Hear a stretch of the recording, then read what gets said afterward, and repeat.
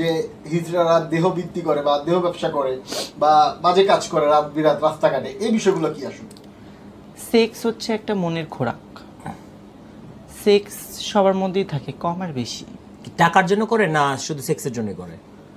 অনেকে আছে কি, আমি মনে করি থার্ড জেন্ডার মানে হিজড়া যারা আছে তারা আজকে এই রাতের বেলা রাতের আধারে অবশ্যই খারাপ কাজে তাকে করায়। আচ্ছা, আছে সবাই না, কিছু আছে আচ্ছা আচ্ছা তাদের মানে এই কাজটা সেক্স করে কিছু টাকা উপার্জন করে তাদের থাকা খাওয়া চলাফেরা, এমন যারা এই কাজগুলো করে তাদের তো দিনের বেলায় তেমন কোনো কাজ পায় না তারা, ঠিক আছে?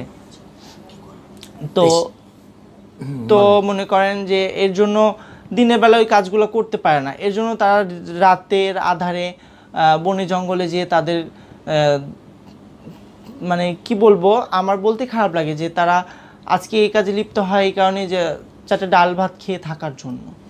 আচ্ছা আচ্ছা আচ্ছা, এটা কি শুধু এই ব্যাপারে আপনার কি মন্তব্য, যে তারা কি এই কাজ করলে ভালো না তারা কোনো ভালো কাজে লিপ্ত হলে? আমি চাই আমাদের মাননীয় সরকার শেখ হাসিনা আমাদের মা, আমি চাই সে আমাদের জন্য কিছু করুক। আমি চাই যারা সেক্স করে তাদের জন্য না, আমি চাই থার্ড জেন্ডার যারা আছে, যেমন যারা বিয়ে বাড়িতে কালেকশন করে, যারা বাচ্চার পাওনা নিয়ে আসে, আমি চাই সরকার এমন কিছু করুক। না সে তো আপনার মতো যারা রাতের আধারে কাজ করে, সেটাই তো বলছি, তাদেরকে কেন ফেলে দিচ্ছেন? তাদেরকে নিয়ে আমি বলেছি যে তারা শুধু না, আমরা যারা রাতের আধারে যে সেক্স করে দুটো টাকা পয়সা উপার্জন করে তাদের সহই আমি বলেছি যে আমাদের যত জাতি ভাইয়েরা আছে, আমি চাই সরকার আমাদেরকে এমন কোনো কাজ দিক যেটা করে আমরা দুমুঠো ডাল ভাত খেতে পারি। আচ্ছা, আর যদি আপনাদের এই যে এই হিজড়া সমাজটা, যে আপনাদের কালেকশনটা, এটা বাচ্চা নাচানো, বিয়ে বাড়িতে নাচ গান করা, বাচ্চাকে দোয়া দেওয়া, এসব যদি বন্ধ করে দেওয়া হয়, আপনাদেরকে কাজ দেয়, তাহলে আপনারা কি খুশি? অবশ্যই কাজ, হ্যাঁ, এমন কোনো কাজ দিবেন না যেটা দেখে সমাজের ক্ষতি হয়। যেমন আমি শুনেছি যে হিজড়াদেরকে ট্রাফিকের কাজ দেওয়া হবে সার্জেনের, কিন্তু এটা সম্পূর্ণ ভুল। কারণ আমি বলি যে আমার মতো একটা সুন্দরী হিজড়া যখনই যে আমি ট্রাফিক সিগন্যাল দিতে দাঁড়াবো, তখন আমি সিগন্যাল দেবো কি, ওরাই একের পর এক গাড়ি উঠায় সিগন্যাল দিয়ে দিবে, তখন দুর্ঘটনাটা তখন আরো বেশি হবে। কারণ যখনই ড্রাইভ করতে দেখবে যে সার্জেন একটা হিজড়া এত সুন্দর, তখন আমার দিক তাকাতে সামনে কোন গাড়ি আছে সেটা খেয়াল করবে না, অবশ্যই সে গাড়ির উপরে গাড়ি উঠাই দিবে, তাই না? তখন কিন্তু এই ধারণাটা কি করে হলো আপনার? এই ধারণাটা কি করে হবে, আমার মন থেকে আসছে যেটা। কিন্তু এখন বাংলাদেশে যেটা আমরা দেখছি, অনেক মহিলা ট্রাফিক আছে, অনেক মহিলা পুলিশ আছে। ওটা ছিল মেয়ে, আর একটা যারা পুরুষ তারা কিন্তু পুরুষ সার্জেনের মতো থাকে, একটা মেয়ের মতো। হঠাৎ যদি কোনো সার্জেনের জায়গায় কোনো একটা হিজড়া সার্জেন দাঁড়ায় থাকে, তখন অবশ্যই এখানে দুর্ঘটনা হবেই। আর সার্জেন হলে তো এক কথা, এমনি যখন হিজড়া বাইরে কালেকশন করতে যায় লোকে নানান কথা বলে, সোজা হাঁটতে একটা ছেলে আমাদেরকে দেখে হাঁটতে হাঁটতে অন্য একটা মেয়ের গায়ে ধাক্কা খাচ্ছে, অন্য একটা মায়ের গায়ে ধাক্কা খাচ্ছে, একটা ভাইয়ের গায়ে ধাক্কা খাচ্ছে, তাই না?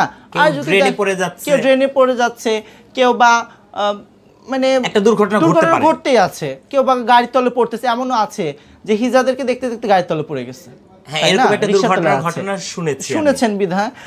তো আজকে আমি যদি একটা সার্জন হিসাবে যে আমি ট্রাফিক দেই বা ট্রাফিকের ওইখানে যে আমি স্থানে দাঁড়াই, তখন অবশ্যই আমাকে দেখে হয়তো বা ওইখানে জ্যামজট আরও বেশি হবে, অ্যাক্সিডেন্ট হবে, সমাজের ক্ষতি হবে। আমি চাই সরকার আমাদেরকে এমন কোনো কাজ দিক, সেই কাজ নিয়ে আমরা বাঁচতে পারি, আর সমাজের মানুষ বলতে পারে না হিজড়ারাও কিছু করতে পারে। যেমন কাজ, সেলাই মেশিনের কাজ, তারপর এলইডি লাইটের কাজ, তারপর হচ্ছে গিয়ে বিউটি পার্লারের কাজ, তারপর হচ্ছে গিয়া আপনার যারা একটু শিক্ষিত তাদেরকে কোনো পিয়নের কাজ, বা যারা একটু হাই লেভেল শিক্ষিত তাদেরকে কোনো একটা ভালো কাজ, সরকারি কাজ, মানে কাজ তো কাজই, সেটা ছোট হোক আর বড় হোক, আমি চাই। আচ্ছা, আমার দুটো প্রশ্ন ছিল। প্রথম প্রশ্ন হচ্ছে, আপনি আপনার গুরু মার কাছ থেকে শুনেছেন ইন্ডিয়াতে আপনাদেরকে অনেক সম্মান দেওয়া হয়, তো আমাদের দেশে সেটা কেন দেওয়া হয় না? আর আমাদের দেশের মানুষগুলোর সাথে এগুলো কেন আপনাদের হয় না, কালচারে মিলে না? যদি একটু বলতেন, আর এই ব্যাপারে আপনার বক্তব্য ছিল কি? এই ব্যাপারে আমার বক্তব্য ছিল যে আমাদের ওই যে বলেছিলাম ইন্ডিয়ান মানুষের সমাজে তো হিজড়াদেরকে ভগবান বলে মানা হয়, কিন্তু আমাদের বাংলাদেশের হিজড়াদেরকে মনে হয় যেন ওরা এলিয়েন, এভাবেই দেখে। সেটা কেন দেখে? আপনি কি মুসলিম না হিন্দু?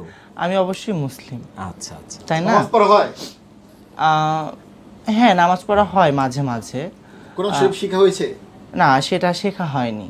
আচ্ছা আচ্ছা। কোরআন শরীফ শেখা হয়নি, কিন্তু আমি আমপাড়া পড়েছিলাম। আমপাড়া পড়তে পড়তে আবার ওটা ছেড়ে দেওয়া হয়েছিল। আচ্ছা, আমরা যেটা জানি হিজড়াদের মধ্যে অনেক প্রতিভা আছে, তো আপনার মধ্যে কি প্রতিভা আছে একটু বলবেন আমাদেরকে? আমার মধ্যে প্রতিভা আছে, যেমন আমি নাচ গান করতে পছন্দ করি। গান তো হয় না, নাচতে পছন্দ করি। আমাদেরকে কি একটা নাচ দেখাবেন আপনি? এখন সময় নেই, পরে এক সময়, যখন নেক্সট টাইমে। আচ্ছা আজকে এই পর্যন্তই থাক। আচ্ছা, তো আরেকটা কথা বলবেন, এই যে যখন অনেক ছেলেরা আপনাদের পিছে পিছে ঘুরে ড্রেনে পড়ে যাচ্ছে, আরেকজনকে ধাক্কা দিচ্ছে, তখন আপনার মনের অনুভূতিটা কি হয় একটু বলবেন? তখন নিজের মধ্যে অনেক খুশি জাগে, অনেক ফুর্তি জাগে যে একটা মেয়েকে দেখে এরকম দুর্ঘটনা ঘটে না, কেন হিজড়াদেরকে দেখে কেন এরকম হয়? হিজড়া কি এতটাই সুন্দর? আসলে আপনি তো দেখতে খুব সুন্দর। Thank you so much. আপনার চোখ সুন্দর, তাই আমি সুন্দর। কমেন্টস, এটা নিয়ে আমি কিছু বলতে চাই না। আচ্ছা, ঠিক আছে? এটা নিয়ে কোনো কথা বলতে চান না? না। আচ্ছা, তো এই যে আপনি বললেন আপনি একজন মেয়ের মতো আপনাকে একটা ছেলে দেখলে আপনার ভালো লাগে, তো আপনি কি জীবনে কখনো এটা প্রেম মেয়ে না। করেছিলেন নাকি? শুনুন, ওই যে আমি বললাম যে যতই ময়ূরের পুচ্ছ লাগাক, সে কিন্তু ময়ূর হয় না। আচ্ছা, তার পাও দেখলে কিন্তু বোঝা যায় সে কাক। দেখি আমরা একটু পটা দেখি আপনার। না, পাও দেখতে হবে না। পাও দেখতে হবে না। ঠিক আছে? আচ্ছা। তো কাকের পিছনে যতই ময়ূর পুচ্ছ লাগাক, সে কিন্তু একটা কাকই থাকে। তা একটা হিজড়া যতই সুন্দর হোক, যতটাই আচ্ছা আচ্ছা আচ্ছা, হিজড়াদের যে বিয়ে হয় এটা কি গুজব না বাস্তব? হ্যাঁ, অ্যাকচুয়ালি আমি একটু বলতে, 1 মিনিট। তো যতই সুন্দর হোক, যতটাই মেয়ে হোক, যতটাই মেয়ের মতো দেখতে হোক, কিন্তু সে একটা হিজড়া, সে কিন্তু একটা পুরুষ ছিল। ঠিক আছে? তো এই যে আপনি নিজেকে হিজড়া বলতেছেন, তাই আপনি মানুষকে কেন দোষ দিচ্ছেন? আমি আমাকে বলতেছি, কারণ এই সমাজ তো আমাকে বলে যে আমি একটা হিজড়া। তা আপনি কেন বলবেন নিজেকে? আপনি তাদের মতো পাগল হবেন কেন? আমি এখন কি বলবো? আমি না বলতে পারি এখন আমি নিজে একটা মেয়ে, না বলতে পারি একটা পুরুষ, তাই না? তো সমাজ যে নামটা আমাকে উল্লেখ করে দিয়েছে, আজকে আমি সেই নামটাই আমি নিজেকে পরিচয় দিচ্ছি। আচ্ছা তাই না? আচ্ছা আচ্ছা, আপনাদের বিয়ে শাদী হয়, এটা কি বাস্তব না মিথ্যে কথা না কোনো গুজব? না, এটা গুজব। একটা মানুষ ভালো লাগতেই পারে, যেমন এই শাড়িটা আমার ভালো লাগছে, তাই না? আমি কিনেছি। একটা ছেলে ভালো লাগতেই পারে, হয়তোবা চাচা হিসেবে, বা অথবা ভাই হিসেবে, অথবা ফ্রেন্ড হিসেবে, অথবা একটা ভালো বন্ধু হিসেবে। তা আপনারা কোন হিসেবে নিয়ে নেন?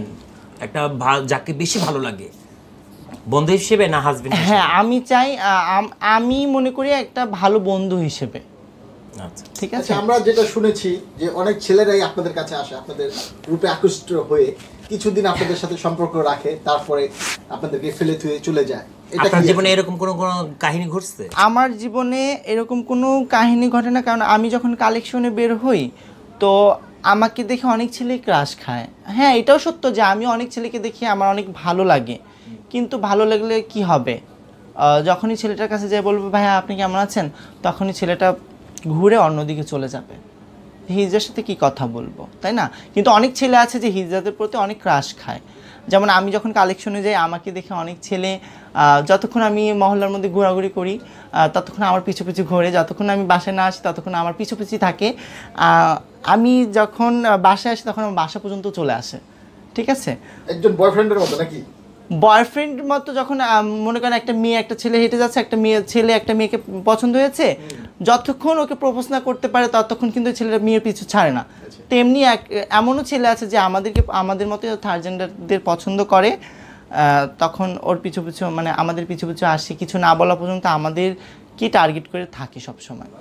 আচ্ছা তো এরকম ঠিক আছে। কয়েকটা প্রেমের প্রস্তাব পেয়েছেন কিন্তু এরকম অনেকেই এসেছে, আমাকে অনেকেই প্রেমের প্রস্তাব দিয়েছে, কিন্তু আমি অ্যাজ এ ফ্রেন্ড হিসাবে তাদেরকে অ্যাকসেপ্ট করি। আচ্ছা, মানে সবাইকে কি অ্যাকসেপ্ট করছেন? ফ্রেন্ড, অ্যাজ এ ফ্রেন্ড তো ফ্রেন্ডই। অবশ্যই। মানে জীবনে চলতে গেলে কিছু ভালো মন্দ দরকার আছে, এর জন্য।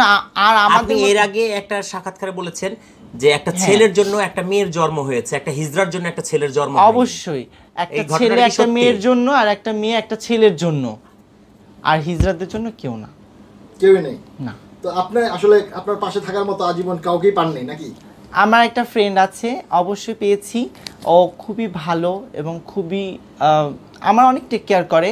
আমার আমার ভালো ফ্রেন্ড বলতে পারেন, আমি ওকে অনেক ভালোবাসি ফ্রেন্ড। ও আমার খুব টেক কেয়ার করে। ও এখন বাইরে থাকে, দুবাইতে। দুবাইতে থাকে। তো আপনাদের এই যে বন্ধুত্বটা কতদিনের আসলে? 1.5 বছর হয়েছে। আচ্ছা, এরকম কারোর সাথে গভীর বন্ধুত্বে আবদ্ধ হয়েছিল? এখন আপনাদের সামনাসামনি দেখা হয়নি ওই ছেলের সাথে? ওই ছেলের সাথে না, এখনো ওর সাথে আমার দেখা হয়নি। ফোনে কথা হয়? ফোনে ওর সাথে আমার ফেসবুকে অ্যাড হয়, কিন্তু ওর ফ্যামিলি বা ওর আত্মীয় স্বজন সবাই আমার সাথে কথা বলে, ও আমার সাথে কথা বলে। ওর আত্মীয় স্বজনকে তো হয়তো বা ও বলেনি যে ও একটা আমার বউ বা ভালো কি মন্দ, ও বলেছে আমার ফ্রেন্ড। ঠিক আচ্ছা, আছে, তোর ফ্যামিলিও মাশাআল্লাহ অনেক ভালো, আমাকেও তোর মানে ছেলের ফ্রেন্ড হিসাবেই জানে। ঠিক আছে, এইভাবে। আচ্ছা, তো আমরা যেটা দেখি মাঝে মধ্যে প্রতিবেদনে, অনেক প্রতিবেদনে দেখা হয় যে হিজড়ারা দেহ বৃত্তি করে বা দেহ ব্যবসা করে বা বাজে কাজ করে রাত বিরাত রাস্তাঘাটে, এই বিষয়গুলো কি আসলে? সেক্স হচ্ছে একটা মনের খোরাক। সেক্স সবার মধ্যেই থাকে, কম আর বেশি। টাকার জন্য করে না শুধু সেক্সের জন্য করে? অনেকে আছে কি, আমি মনে করি থার্ড জেন্ডার মানে হিজড়া যারা আছে, তারা আজকে এই রাতের বেলা, রাতের আধারে অবশ্যই